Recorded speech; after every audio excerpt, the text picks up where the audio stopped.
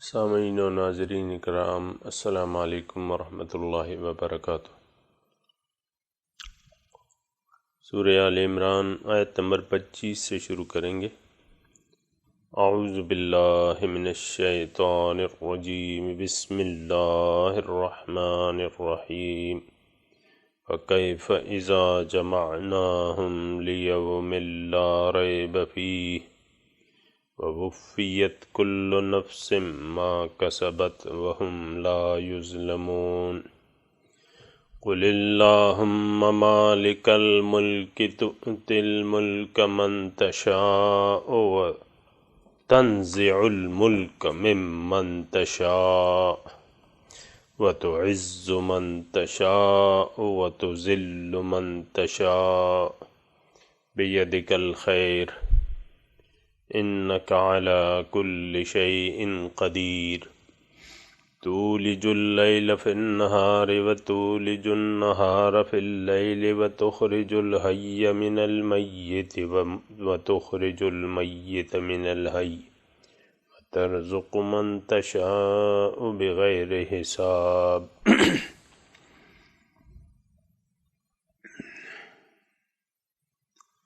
اللہ۔ فَكَيْفَ إِذَا جَمَعْنَاهُمْ، پس کیا حال ہوگا اس وقت جب ان کو ہم جمع کر دیں گے، اس دن جس کے آنے میں کوئی شک نہیں۔ وَوُفِّيَتْ كُلُّ نَفْسٍ مَا كَسَبَتْ، اور پورا پورا بدلہ دے دیا جائے گا ہر ایک نفس کو جو اس نے کمایا۔ وَهُمْ لَا يُظْلَمُونَ، اور ان پہ کوئی ظلم نہیں کیا جائے گا۔ قُلِ اللَّهُمَّ مَالِكَ الْمُلْكِ، آپ کہہ دیجئے اے اللہ، آپ مالک ہیں بادشاہی کے۔ تؤتی الملک من تشاء، بادشاہی دیتے ہیں جسے چاہتے ہیں۔ وتنزع الملک ممن تشاء، اور بادشاہی لے لیتے ہیں جس سے چاہتے ہیں۔ وتعز من تشاء، اور عزت دیتے ہیں جسے چاہتے ہیں۔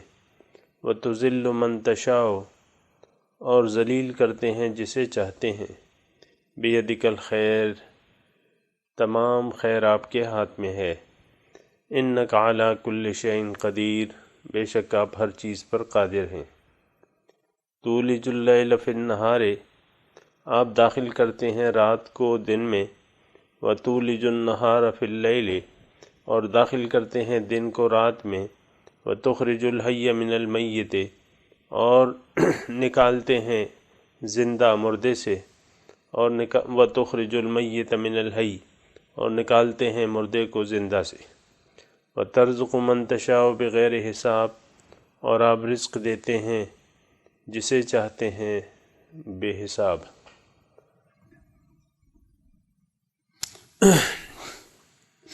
سامعین کرام، سورہ آل عمران کا نزول میں نے آپ کو بتایا تھا 2 ہجری کے بعد، یعنی احد کے واقعات، بدر کے واقعات، اور 2 ہجری کے بعد کے واقعات، اس کے بعد 8 ہجری، اس کے بعد 9 ہجری، 4 مختلف مقامات پر، یعنی 4 مختلف وقتوں پر یہ نازل ہوئی ہے۔ اور بنیادی جو مضامین ہیں وہ شان نزول کے مطابق عیسائی مخاطب ہیں، اور بالواسطہ ہم مخاطب ہیں۔ سامعین کرام، اس کے بارے میں آپ کو مختلف اوقات میں بتا چکا ہوں کہ ہدایت اصل میں قرآن ہدایت متقین کے لیے ہے۔ اللہ۔ تو یہ کبھی ذہن میں نہ لائیے گا کہ یہ فلاں قوم کے حالات ہیں یا فلاں قوم کے نہیں۔ اپنے آپ کو تولنے کی کوشش کیجئے، میں اور آپ دونوں، اور یا تو قرآن اما لکا و اما علیکا، یا ہمارے حق میں یہ دلیل ہوگی یا ہمارے خلاف یہ دلیل ہوگی قیامت کے دن۔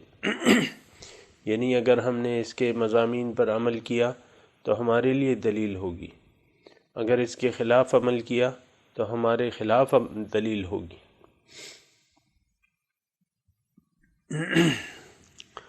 اور سامعین کرام، گزشتہ جو سبق تھا وہ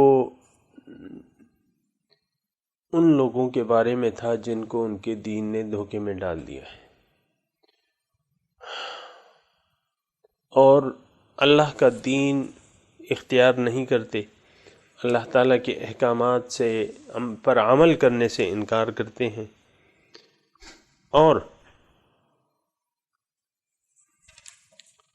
کہ دین میں پورے کے پورے داخل نہیں ہوتے، پھر توقع یہ لگائے رکھتے ہیں کہ اللہ تعالیٰ ان کی بخشش کر دے گا یا پیغمبران ان کی شفاعت کر دیں گے۔ عیسائیت کا تو تقریباً سارا دار و مدار اسی پر ہے سامعین کرام، کہ انسانوں کے گناہ جو ہیں وہ حضرت عیسیٰ علیہ السلام نے معاف کروا لیے ہیں سولی پر بزعم خود چڑھ کے، یعنی ان کے خیال میں حضرت عیسیٰ علیہ السلام مصلوب ہو چکے ہیں، اور انسان کے گناہوں کا کفارہ وہ دے چکے ہیں سولی پر چڑھ کے۔ اب جس نے یا عیسیٰ کا نعرہ لگا دیا یا ان کو مان لیا تو اس کا بیڑا پار ہے۔ اور سامعین اکرام، ہماری جو صورتحال ہے موجودہ وہ کچھ اس سے زیادہ مختلف نہیں ہے۔ ہم بھی یہ سمجھتے ہیں، عام مسلمان، اور اس زعم میں مبتلا ہیں کہ کلمہ طیبہ جو ہے ہمیں نجات دے دے گا، یا حضور صلی اللہ علیہ وسلم ہماری شفاعت کر دیں گے کیونکہ ہم مسلمان ہیں اور یہ امت مرحومہ ہے۔ اللہ، تو کوئی خاص فرق نہیں ہے ہم میں اور گزشتہ قوم میں، اور لن تمسنا النار الا ایاما معدودہ میں آپ نے یہ پڑھ لیا کہ وہ یہ کہتے تھے کہ ہمیں آگ نہیں چھوئے گی لیکن گنتی کے چند دن، اور یہی عقیدہ سامعین اکرام آج ہمارا بھی ہے کہ ہم گئے، زیادہ سے زیادہ گئے تو چند دن، گنتی کے چند ہند ہوں گے، اس کے بعد جو ہے وہ گناہ ہمارے جب دھل جائیں گے ہم جنت میں جائیں گے۔ مسلمانوں کا بھی یہی عقیدہ ہے تقریباً، اور دین نے ہمیں دھوکے میں ڈال دیا ہے۔ وغرہم فی دینہم ما کانوا یفترون، جو افترا یہ کرتے ہیں، حقیقت میں سامعین کرام یہ تو افترا ہی ہے، یعنی جو چیزیں جو ہیں نہ کتاب اللہ میں موجود ہیں نہ اللہ کے رسول نے ان کے بارے میں کچھ بتایا ہے، تو وہ ہم نے افطرا کر لیا ہے، گھڑ لی ہیں باتیں، اور غلط معنی پہنائے گئے ہیں احادیث و قرآن کو، غلط معنی پہنائے گئے ہیں، اور غلط معنی پہنا کے، یہ میں نہیں کہتا کہ یہ ہم نے پہنائے، بلکہ یہ جو ایسے لوگ ہیں جو بظاہر عالموں کا لبادہ اوڑھے ہوئے ہیں، اور وہ ان کا علم جو ہے دین کے بارے میں سطحی ہے، برائے نام ہے، سطحی ہے، اور وہ الفاظ کے پیچھے مضمون کو محسوس نہیں کر سکتے، نہ کرنا چاہتے ہیں، تو انہوں نے بعض الفاظ کے اپنے لحاظ سے مطالب بیان کر کے لوگوں کو پکی نیند سلا دیا ہے۔ ایسی بات نہیں ہے، سونے کی ضرورت نہیں ہے سامعین اکرام، جاگنے کی ضرورت ہے۔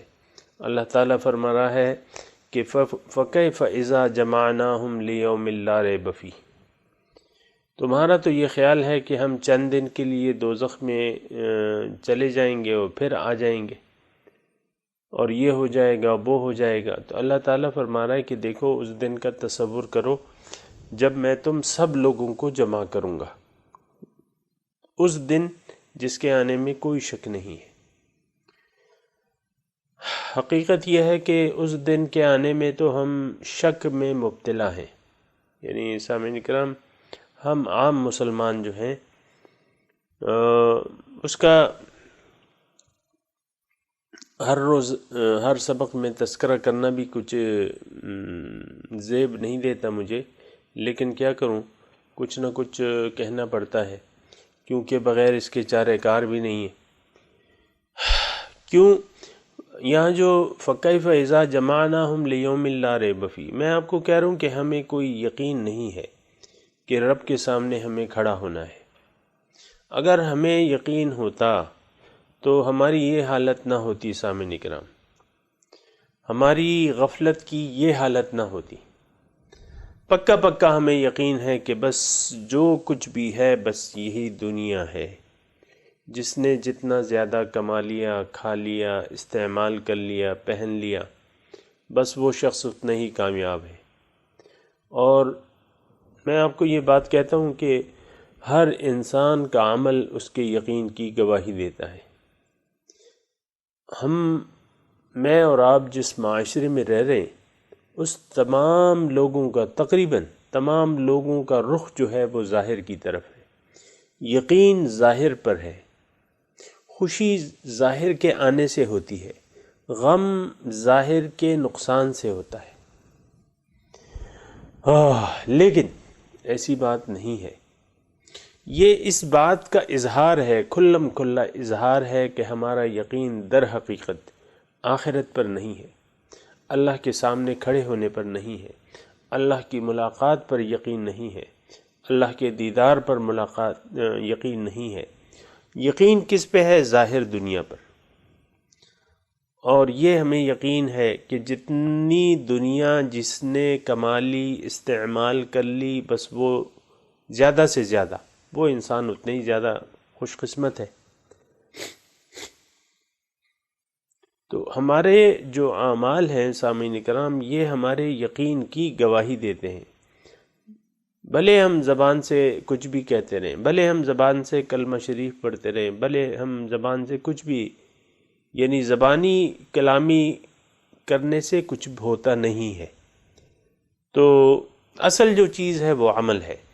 آپ کے یقین کی شہادت آپ کا عمل دیتا ہے کہ آپ کا عمل کیا ہے، اس سے آپ کے یقین کا پتہ چلتا ہے۔ عقیدے سے، یقین سے اعمال پیدا ہوتے ہیں، اعمال سے پھر نتائج بنتے ہیں۔ جب ہمیں یقین ہی نہیں ہے کہ اللہ تعالیٰ کے سامنے کھڑا ہونا ہے، اور ہمارا جب یہ بھی یقین نہیں ہے کہ دنیا کے علاوہ ہمارا کوئی مقصود نہیں ہے، یہ ہمیں یقین ہے کہ کوئی اور مقصود ہی نہیں ہے۔ اور یہ بات جو ہے سامعین اکرام بڑی عام ہے، بڑی وہ ہے، آپ کسی سے بھی پوچھ لیں کہ بھئی تمہاری زندگی کا مقصد کیا ہے، تو وہ آپ کو یعنی پہلے تو سر سے پاؤں تک گھورے گا کہ بھئی یہ کیا کہہ رہا ہے، کیا سوال ہے، سوال پہ سمجھے گے نہیں۔ اور یعنی یہ تو الگ بات ہے کہ کیا آپ کو جواب دے گا، لیکن آپ کسی سے بھی پوچھ لیں کہ بھئی تم زندگی کیوں گزار رہے ہو یا کیوں گزار رہی ہو، یا آئندہ تمہارا کیا یعنی لائحہ عمل کیا ہے، پروگرام کیا ہے۔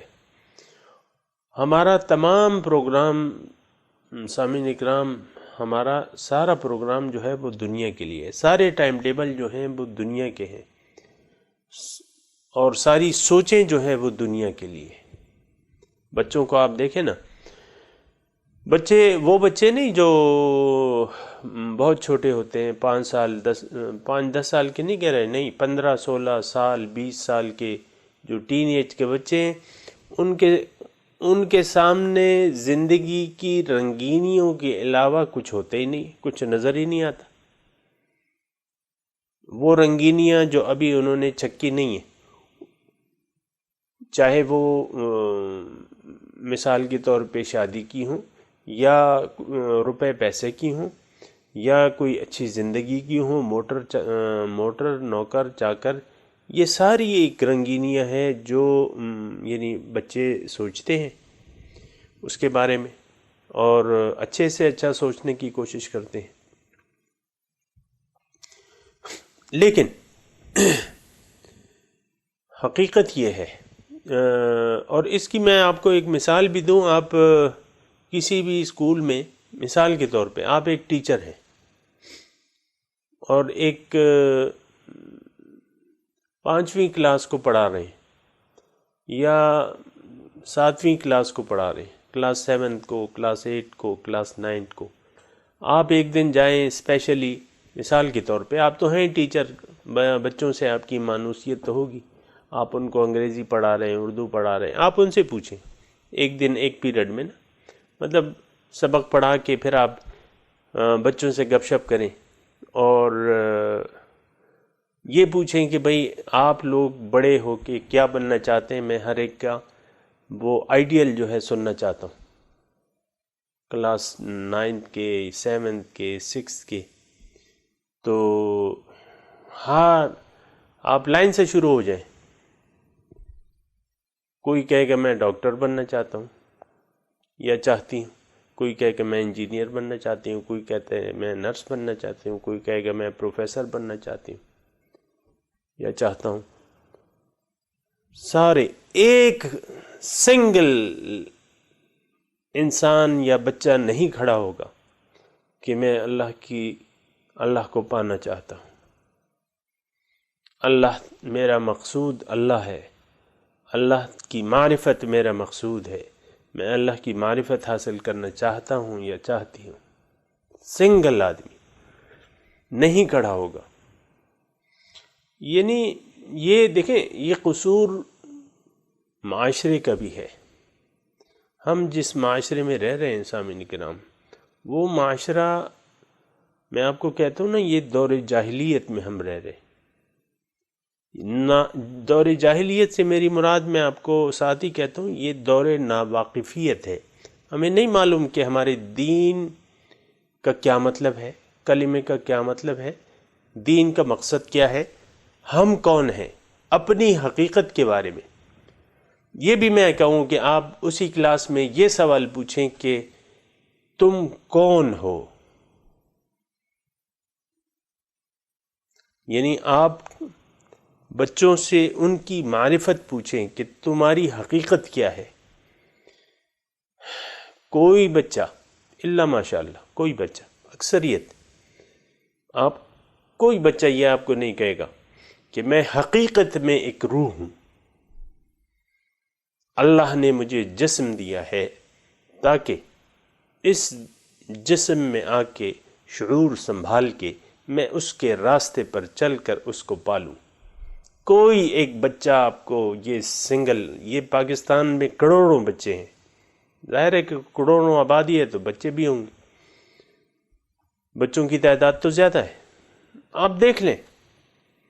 یہ صرف اس لیے سامعین اکرام میں کہہ رہا ہوں کہ آپ کو پتہ چلے کہ ہم کون سی دنیا میں رہ رہے ہیں۔ ہمیں کچھ بھی نہیں معلوم، نہ ہمیں بتایا جاتا ہے، نہ ہمارے والدین نے ہمیں بتایا ہے، نہ ہمارے اساتذہ نے ہمیں بتایا۔ انہی اسکولوں میں تو میں بھی پڑھا ہوں، جن اسکولوں میں آپ لوگ پڑھے انہی اسکولوں میں میں بھی پڑھا ہوں، لیکن میں اس بات کی گواہی دیتا ہوں کہ نہ ہمارے والدین نے ہمیں بتایا ہے کہ بچے تم تو اللہ تعالیٰ کی ایک روح ہو، اللہ تعالیٰ نے تمہیں دنیا میں بھجوایا ہے، مقصود تمہارا دنیا نہیں ہے، تمہارا مقصود آخرت ہے، تم نے آخرت کے لیے تیاری کرنی ہے، دنیا آخرت کے لیے ہے، دنیا تمہارے لیے ہے اور تم آخرت کے لیے ہو۔ یہ والدین نے ہمیں نہیں بتایا۔ آپ دیکھیں کتنے % والدین ایسے ہوں گے، ہاں ہے ہی نہیں ایسے والدین، الا ماشاء اللہ، الا ماشاء اللہ میں یہ کہتا ہوں کہ وہ جو ہے وہ نہ ہونے کے برابر ہے۔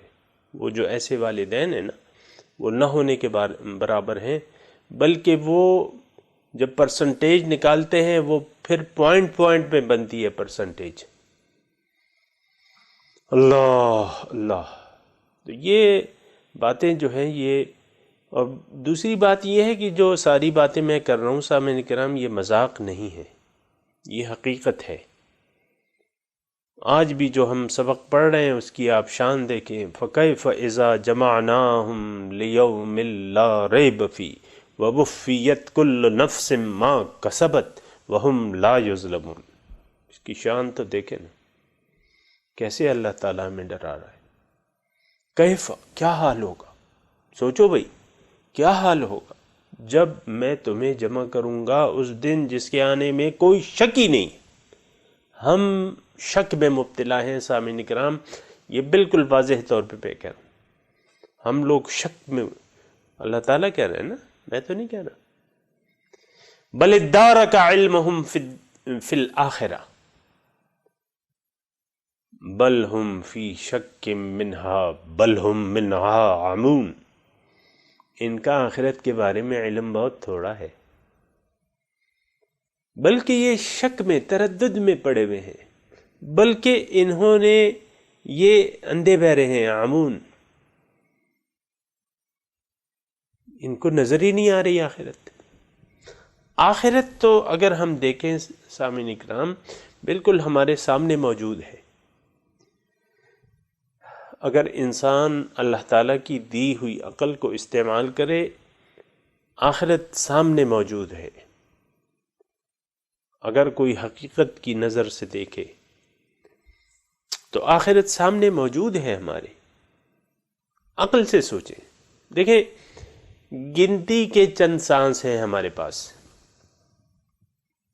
گنتی کے چند سانس ہیں، اور بس اس کے بعد جو ہے وہ سانسیں، یہ سانسیں نہ ہم نے اپنی مرضی سے لی ہیں، نہ ہم نے اپنی مرضی سے دینی ہے۔ جس نے سانس دی ہے وہ سانس جلد ہی وہ سانس لے بھی لے گا، اور موت کا وقت جب آئے گا تو اس دنیا سے ہمارا رابطہ کٹ جائے گا، پھر جو ہے عالم قبر میں ہوں گے، پھر کیا ہوگا؟ پھر ایک دن ایسا ہوگا، جلدی ایسا ہوگا، اس میں ٹائم نہیں ہے، جمعناہم لیوم لا ریب فیہ کیف اذا جمعنا، کیا حال ہوگا؟ ابھی تو یہ لوگ دھوکے میں پڑے ہوئے ہیں، ابھی تو یہ افتراء کر رہے ہیں دین میں، جو گزشتہ سبق تھا اس کی طرف میں اشارہ کر رہا ہوں، ابھی تو یہ باتیں بنا رہے ہیں، خوش فہمیوں میں مبتلا ہیں، امیدیں لگائے ہوئے ہیں، دین میں افتراء کر رہے ہیں، اللہ کے دین میں پورے کے پورے داخل نہیں ہو رہے، اللہ کو مقصود نہیں بنا رہے، اللہ کو محبوب واحد نہیں بنا رہے، لیکن کیا حال ہوگا کہ جس دن جس کے آنے میں کوئی شک نہیں ہے، ان سب کو میں اپنے سامنے جمع کروں گا، پھر کیا ہوگا؟ وفیت کل نفس ما کسبت، ہر شخص کو جو اس نے کمائی کی ہے اس کا پورا پورا بدلہ دیا جائے گا۔ سامعین کرام، وفیت کیا مطلب؟ پورا پورا، پورے کا پورا بدلہ دے دیا جائے گا ہر ایک نفس کو، ما کسبت، جو اس نے کمایا ہے۔ یہاں سامعین اس عقیدے کی، اس یقین کی نفی ہے جو غافلین جو ہے اس غفلت میں وقت گزار رہے ہیں کہ ہمارے گناہ بخش دیے جائیں گے، ہمارے بد اعمال معاف کر دیے جائیں گے، ان کی شفاعت ہو جائے گی۔ نہیں، پورا پورا تمہیں بدلہ دیا جائے گا۔ وفیت کل نفس ما کسبت، اچھا یا برا، کسی نے اچھائی کی ہوگی تو فمن یعمل مثقال ذرۃ خیرا یرہ، جس نے ذرہ برابر نیکی کی ہوگی اس کو اس کا اجر ضرور ملے گا۔ ومن یعمل مثقال ذرۃ شرا یرہ، جس نے ذرہ برابر بدی کی ہوگی وہ اس کو دیکھ لے گا، یعنی اس کا نتیجہ وہ پائے گا۔ عمل کی جزا اچھی یا بری وہ ضرور ملے گی، عمل کا بدلہ ضرور ملے گا۔ یہاں دیکھیں قرآن کے الفاظ ہیں، وفیت، پورا پورا بدلہ، بلا کم و کاست بدلہ دے دیا جائے گا ہر ایک نفس کو جو اس نے کمایا ہے۔ وہم لا یظلمون، ان پہ کوئی کمی نہیں کی جائے گی۔ کسی نے کوئی نیکی کی ہے، یہ نہیں ہو سکتا کہ اللہ تعالیٰ اس کو بھلا دے اور اس کو اس کا اجر نہ ملے۔ کسی نے کوئی برائی کی ہے، یہ نہیں ہو سکتا کہ اللہ تعالیٰ اس کا بدلہ اس کو نہ دے، اس کی سزا اس کو نہ دے۔ اب اگلے آیت جو ہے اللہم مالک الملک، تؤتی الملک من تشاء، اس میں سامعین کرام یہ ایک قسم کی دعا بھی ہے، اور اس میں سامعین کرام ایک یقین کا، یہ ایک یقین اللہ تعالیٰ ایک حقیقت بیان کر رہا ہے کہ جس عزت کے لیے تم لوگ، یعنی دیکھیں اس میں ساری وہ چیزیں بیان کی گئی ہیں اس آیت میں، زیر نظر آیت میں، جس کے لیے انسان دھوکے میں مبتلا ہو کے اللہ تعالیٰ کو بھلا دیتا ہے۔ اس آیت میں سامعین کرام اللہ تعالیٰ نے وہ حقائق بیان کیے ہیں جن کے بارے میں انسان دھوکے میں مبتلا ہے، اور آج دیکھ لیں کہ لوگ، یعنی مالک الملک تؤتی الملک من تشاء، پہلے تو میں اختصار کے ساتھ آپ کو بیان کروں، اس میں بادشاہی کا لینا یا دینا، یعنی بادشاہی کا مالک کون ہے؟ اللہ تعالیٰ ہے، بادشاہی دے بھی سکتا ہے، لے بھی سکتا ہے۔ عزت کا مالک کون ہے؟ اللہ تعالیٰ ہے، وہ عزت دے بھی سکتا ہے، لے بھی سکتا ہے۔ موت و حیات کا مالک کون ہے؟ یعنی موت سے ہم ڈرتے ہیں، اس موت و حیات کا مالک کون ہے؟ اللہ تعالیٰ ہے۔ رزق کا مالک کون ہے؟ رزق کون دیتا ہے؟ وہ بھی اللہ تعالیٰ کے ہاتھ میں ہے، بیدک الخیر۔ تمام خیر کا مالک جو ہے سامعین اکرام، اس آیت میں یہ بتایا گیا ہے کہ اے انسان، جن وجوہات کی بنا تم نے اللہ تعالیٰ سے منہ موڑا ہوا ہے، تم عزت کے طالب ہو، عزت کے طالب ہو تو عزت تو اللہ تعالیٰ کے پاس میں ہے، تم بادشاہی کے، یعنی بادشاہی کے نشے میں، مثال کے طور پہ، یعنی آپ لوگوں کو یہ سمجھنے کے لیے بڑی آسانی ہوگی آج کل کہ اقتدار کا نشہ جو ہے وہ کیسا ہے۔ یعنی آپ دیکھیں بعض لوگوں کی ساری زندگی انتخاب میں گزر گئی، جب بھی انتخاب ہوتا ہے وہ بس تیار ہوتے ہیں حصہ لینے کے لیے، اور جب انتخاب کا موسم آتا ہے تو وہ لنگر خانے کھل جاتے ہیں، خزانوں کے منہ کھل جاتے ہیں، اور بے دریغ پیسہ لٹایا جاتا ہے۔ کیوں؟ کہ بنیادی طور پر ان کے خیال میں کہ یہ ایم این اے بننا یا ایم پی اے بننا یہ بنیادی چیز ہے، یعنی آپ کو تخت اقتدار تک پہنچانے کے لیے کسی بھی قسم کا، آپ وزیر بن سکتے ہیں، آپ مشیر بن سکتے ہیں، آپ وزیر اعلیٰ بن سکتے ہیں، آپ جو ہے وزیر اعظم بن سکتے ہیں، آپ اور مالی فوائد حاصل کر سکتے ہیں، آپ عزت پا سکتے ہیں۔ لوگ تو عزت، اچھا پھر دیکھیں یہ جو پروٹوکول کے ساتھ جاتے ہیں وزیر اعلیٰ صاحب یا وزیر صاحب، ایک گاڑی پیچھے، 10 گاڑیاں پیچھے اور 5 گاڑیاں آگے، یہ پروٹوکول بہت سے آنکھوں کو خیرہ کر دیتا ہے۔ تو تبھی تو یہ لوگ اس میں کودتے ہیں، الیکشن میں کودتے ہیں، ورنہ ان کے پیٹ میں کوئی قوم کا درد تو نہیں ہے۔ ہر ایک آتا ہے اور لوٹ کے چلا جاتا ہے، اپنا اپنا حصہ نکال کے وہ چلا جاتا ہے، الا ماشاء اللہ جو نہیں ہے ان کے بارے میں نہیں کہہ رہا، لیکن اکثر تو یہی ہوتا ہے کہ زیادہ سے زیادہ لوٹنے کے مواقع آ جاتے ہیں، لوگ سائیکلوں پہ آتے ہیں، پجیروں کے مالک بن کے چلے جاتے ہیں۔ اللہ تعالیٰ کو بھلا دینے کا واحد ذریعہ جو ہے وہ دنیا اور ما فیہا ہے۔ یہ عہدے ہیں، عہدوں کی چکا چوند ہے، مصنوعی عزتیں ہیں، پروٹوکولز ہیں، عزتیں ہیں، پھر جو پیسہ ہے، پیسے کی چکا چوند جو ہے، یہ دنیا و ما فیہا، یہ واحد اللہ تعالیٰ کو بھلا دینے کی واحد چیز ہے۔ اگر یہ چیزوں کی چکا چوند نہ ہوتی تو پھر تو ہم متوجہ ہو جاتے باطن کی طرف، لیکن ان چیزوں نے انسان کو دھوکے میں ڈال دیا ہے۔ اللہ تعالیٰ نے سورہ تکاثر میں فرمایا ہے الہاکم التکاثر حتی زرتم المقابر، یہ تکاثر نے تمہیں غفلت میں ڈال دیا ہے یہاں تک کہ تم مقبروں میں پہنچ جاتے ہو۔ تو یہ تکاثر کیا ہے؟ یعنی زیادہ سے زیادہ سمیٹ لینا۔ یہ ظاہر ہے کہ دنیا ہی ہے، دنیاوی فوائد، انسان زیادہ سے زیادہ فوائد لوٹ لینا چاہتا ہے، حاصل کر لینا چاہتا ہے دنیا۔ تو دنیا جو ہے سامعین کرام، دنیا اللہ تعالیٰ کو بھلا دینے کا واحد ذریعہ ہے۔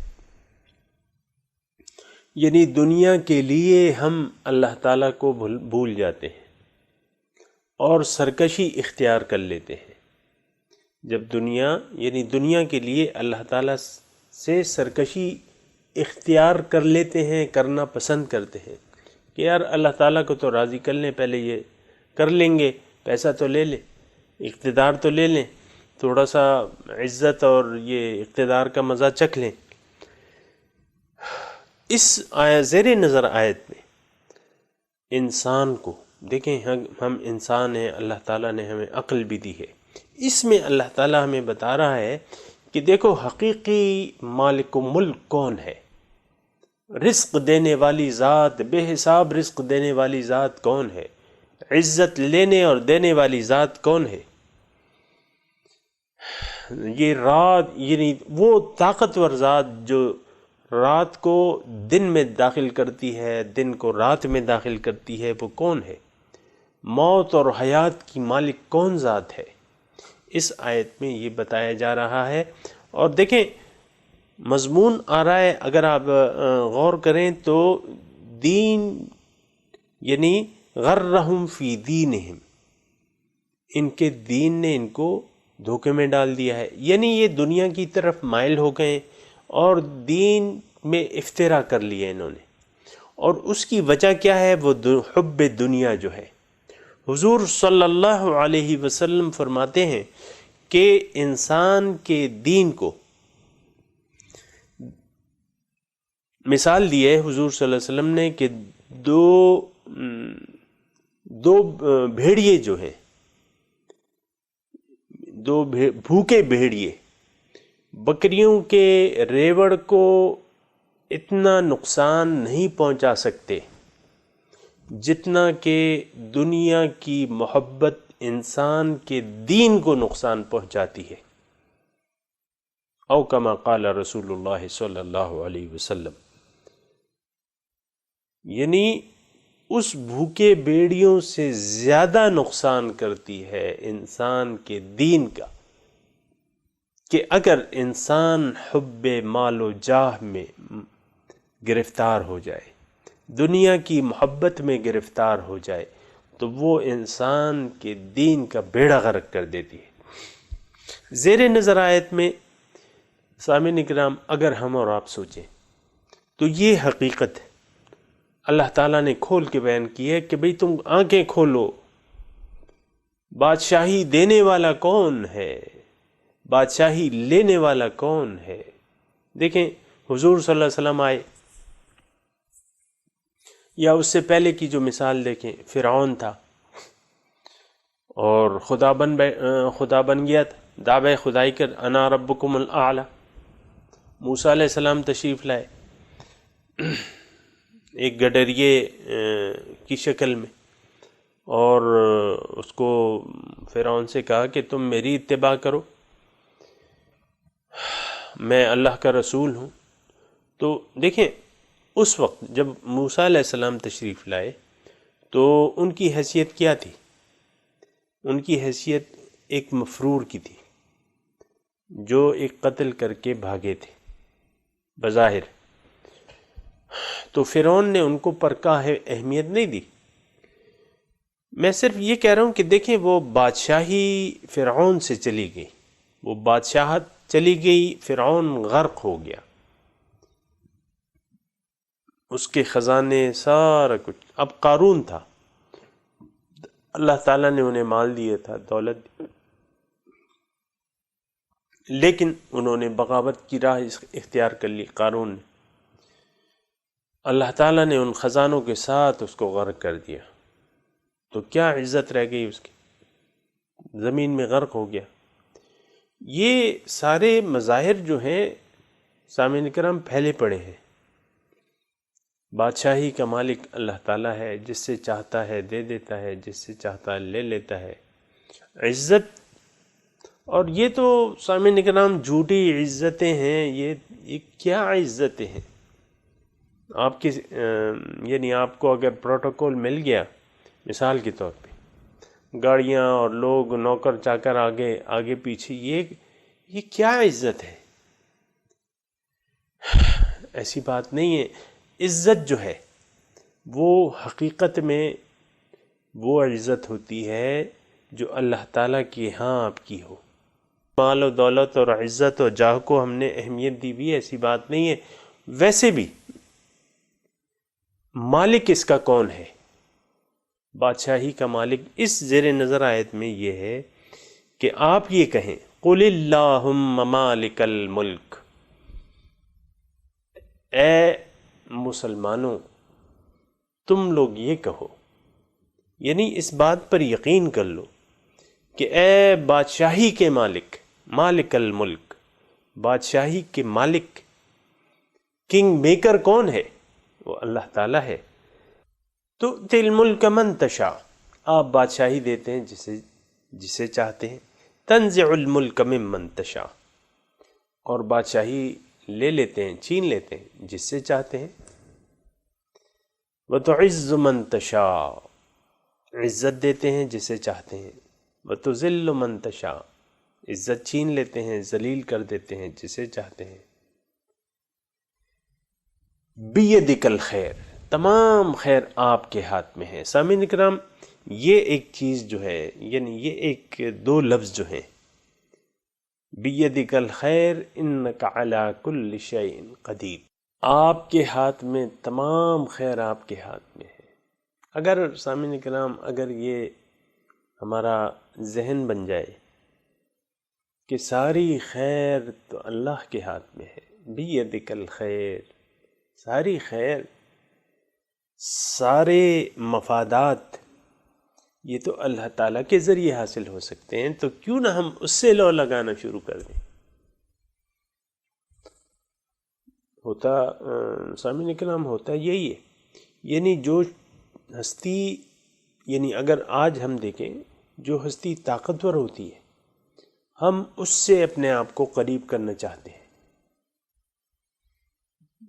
5 بہن بھائی ہیں یا 10 بہن بھائی ہیں، اس میں ایک مالدار ہے، تو بہت سے بہن بھائی جو ہیں وہ اس سے قریب ہونے کی کوشش کریں۔ مالدار ہے اور فیاض ہے، کنجوس نہیں ہے، تو اکثر کا جھکاؤ جو ہے، اگرچہ وہ عمر میں چھوٹا ہے اور دوسرا جو ہے وہ بڑا جو ہے وہ مالدار نہیں ہے اور کنجوس بھی ہے، لیکن اخلاق اچھے ہیں، لیکن وہ دوسرے چھوٹے کے پاس زیادہ جھکاؤ رکھیں گے، کیونکہ خیر تو اس کے پاس ہے، مال تو اس کے پاس ہے، اور فیاض بھی ہے، دیتا بھی ہے، تو شام کو سارے اسی کے گھر جمع ہوتے ہیں۔ تو میں ویسی مثال کے طور پہ عرض کر رہا ہوں بات، کہ جس کے پاس خیر ہوتی ہے، یہ ایک عام لفظ ہے سامعین کرام، اتنی زیادہ اس کو سمجھانے کی ضرورت نہیں ہے۔ جس کے پاس خیر ہوتی ہے، جس کے ہاتھ میں خیر ہوتی ہے، انسان اسی سے امید رکھتا ہے، اسی سے توقع رکھتا ہے، اسی کے گن گاتا ہے۔ بیدک الخیر، آپ کے ہاتھ میں تمام خیر ہے۔ اور دوسری بات، انک علی کل شیء قدیر،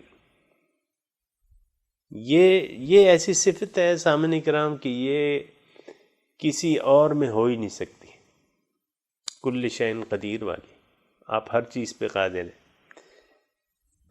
اگر آج امریکہ کا صدر بھی ہے، وہ ہر چیز پہ قادر نہیں ہے، جو بھی ہے کائنات میں کوئی بھی اس صفت کا مالک نہیں ہے سوائے ایک ذات باری تعالیٰ کے، انک علی کل شیء قدیر، ہر چیز پر وہ قادر ہے۔ تو جب ہر چیز پر قادر ہے تو کیوں نہ اس سے لو لگا لی جائے، کیوں نہ اس کو یاد رکھا جائے، کیوں نہ اس کی رضاؤں میں وقت گزارا جائے، کیوں نہ اس کو راضی کرنے کی کوشش کی جائے۔ کیوں؟ انک علی کل شیء قدیر۔ یہ صرف اس وجہ سے میں کہہ رہا ہوں کہ سامعین کرام، یہ آیت کا کچھ رخ اس طرح ہے کہ بھئی تم غیر اللہ کو کیوں دیکھتے ہو؟ غیر اللہ کے پاس تو کچھ بھی نہیں ہے۔ ما یملکون من قطمیر، ایک ذرے کے برابر بھی کسی چیز کے مالک نہیں ہے، تو کیوں کسی اور کو دیکھتے ہو؟ کیوں کسی اور سے لو لگاتے ہو؟ کیوں کسی اور کا خیال رکھتے ہو؟ کیوں کسی اور کو راضی کرنے کی کوشش کرتے ہو؟ مالک الملک تو ایک ہی ہے، تمام خیروں کا مالک وہ تو ایک ہی ہے، خیر ایک ہی ذات کے ہاتھ میں ہے۔ وہ حدیث کا مفہوم آپ کو میں نے بتایا تھا نا کہ اللہ تعالیٰ کہہ رہا ہے کہ یہ اللہ کے رسول فرماتے ہیں کہ اللہ کسی کو خیر دے، بلکہ یہ قرآن کی آیت ہے، ان یمسسک اللہ بخیر ان یمسسک اللہ بدر فلا کاشف له الا هو وان یمسسک بخیر فلا راد لفضلہ۔ اگر اللہ آپ کو کوئی فائدہ کوئی نقصان پہنچانا چاہے بالفرض، تو کوئی اس کو آپ سے نہیں ہٹا سکتا۔ فلا کاشف له الا هو وان یمسسک بخیر فلا راد لفضلہ۔ اگر خیر آپ کو پہنچانا چاہے تو کوئی اس سے پلٹانے والا نہیں آپ سے، ساری خیر کا مالک وہ ہے سامعین کرام۔ اور یہ تو بڑی واضح ہے، احادیث میں بھی مضمون واضح ہے کہ اللہ تعالیٰ اگر کسی کو کوئی فائدہ پہنچانا چاہے، حدیث کا مفہوم ہے ساری دنیا اگر مل کے اس خیر سے محروم کرنا چاہے تو نہیں کر سکتی، اور اگر اللہ تعالیٰ کسی کو کوئی نقصان پہنچانا چاہے ساری دنیا مل کے وہ نقصان اس سے نہیں ہٹا سکتی۔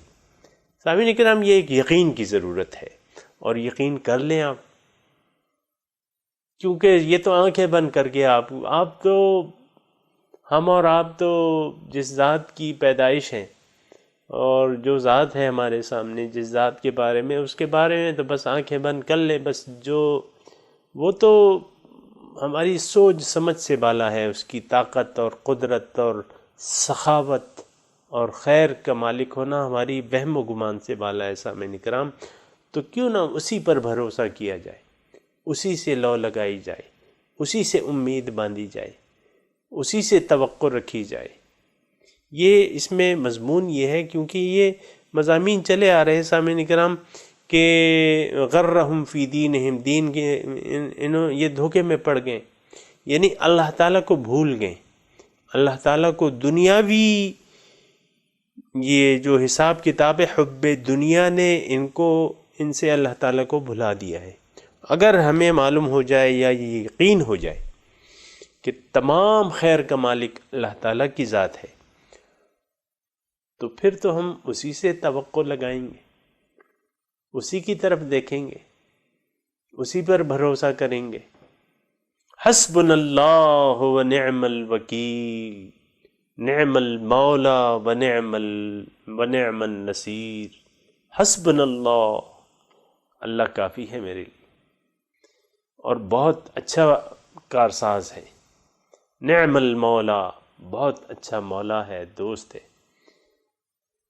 اور بہت اچھا مددگار ہے۔ سامعین کرام، دوست، مددگار، وکیل سب اللہ تعالیٰ ہی ہے، تو کیوں نہ اسی سے انسان جڑ جائے۔ تو بہرحال یہ نکات ہیں جو مضامین میں آ رہے ہیں سامعین کرام۔ اچھا، تولج اللیل فی النہار، آپ داخل کرتے ہیں، آپ کی طاقت کیا ہے؟ رات ہے، چند گھنٹے پہلے رات تھی، اب جو ہے صبح کی سفیدی آ گئی۔ نہیں مطلب دن تھا، اس میں رات داخل کر دی اللہ تعالیٰ نے، یا دن ہے اس میں رات داخل کر دی، یہ قدرتیں ہیں اللہ تعالیٰ کی، زیادہ تفصیل آپ کو معلوم ہی ہے۔ تخرج الحی من المیت، آپ نکالتے ہیں زندہ مردے سے،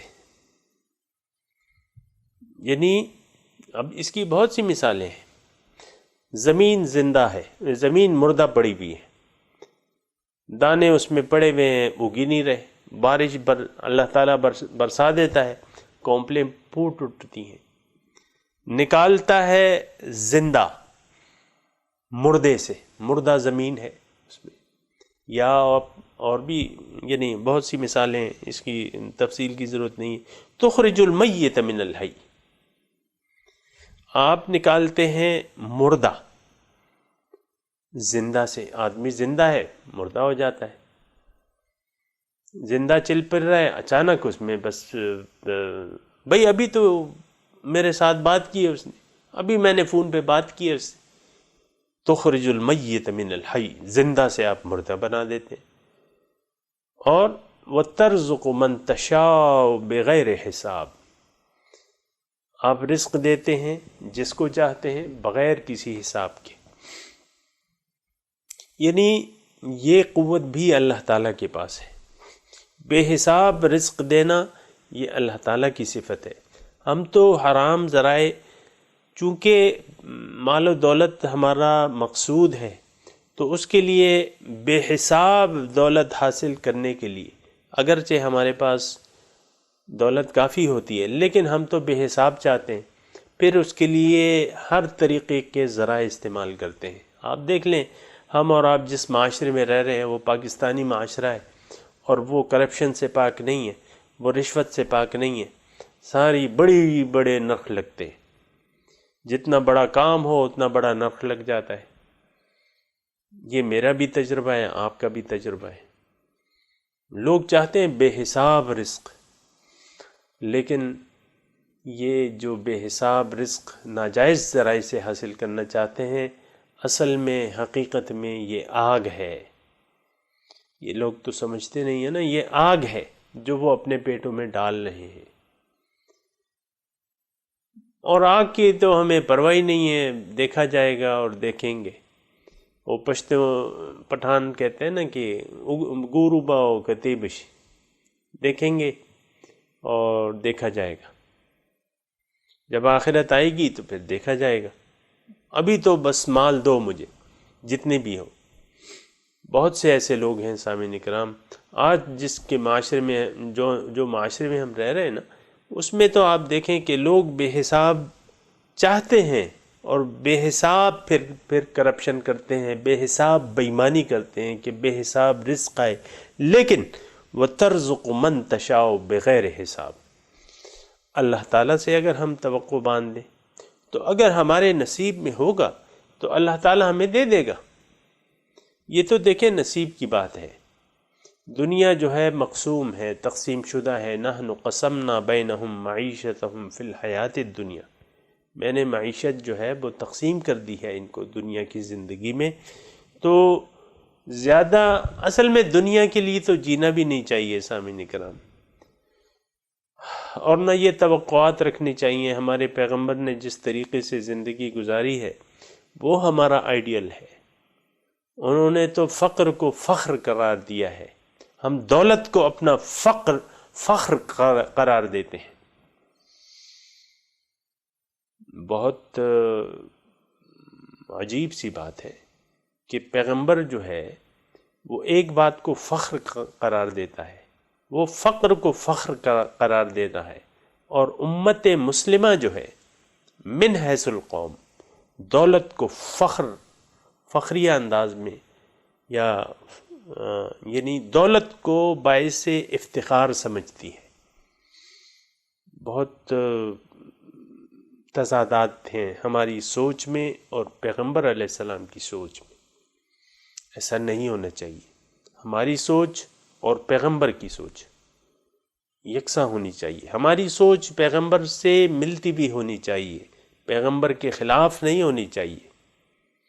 لیکن اگر آپ دیکھیں اور اس مضمون کو آپ وسیع کریں، ہر معاملے میں پیغمبر کی سوچ سے ہماری سوچ مختلف ہے۔ جو وہ سوچتے ہیں وہ ہم نہیں سوچتے، جس راہ پہ وہ ہمیں چلانا چاہتے ہیں اس راہ پر ہم نہیں چلنا چاہتے۔ تو سامعین کرام، یہ تو پھر بات یہ ہے کہ ہم اس انجام تک بھی نہیں پہنچ سکتے کہ جس انجام تک وہ ہمیں پہنچانا چاہتے۔ اگر ہم نے اس انجام کو حاصل کرنا ہے، اللہ کی رضا کو حاصل کرنا ہے، تو ہمیں ان پیغمبر خدا کی دی ہوئی سوچ کو اپنانا ہوگا، اور ان کے راستے پر چلنا ہوگا، ان کی پیروی کرنی ہوگی، ان کا اتباع کرنا ہوگا، تو تبھی ہم اس منزل کو پائیں گے جو منزل ہمارے پیغمبر نے ہمیں بتائی ہے۔ اور اگر ایسا نہ ہو تو پھر تو منزل جو ہے ہماری اسفل السافلین ہے۔ سچی بات یہ ہے کہ اگر ہم نے اپنی سوچ کو پیغمبر کی سوچ کے برابر نہ کیا تو پھر کیا ہوگا؟ پھر ہماری منزل جو ہے وہ کیا ہے؟ ثم رددناہ اسفل السافلین، بس وہ اسفل السافلین تک ہم ضرور پہنچیں گے۔ کلا لینبذن فی الحطمہ وما ادراک ما الحطمہ نار اللہ الموقدۃ التی تطلع علی الافئدہ الذی جمع مالا وعددہ ویل لکل ہمزۃ لمزۃ الذی جمع مالا وعددہ کلا لینبذن فی الحطمہ، جو یہ مال کو جمع کر کر کے رکھتا ہے نا، یقیناً وہ چورا چورا کر دینے والی چیز میں پھینک دیا جائے گا۔ وما ادراک ما الحطمہ، آپ کو کیا معلوم کہ وہ چورا کر دینے والی چیز ہے کیا؟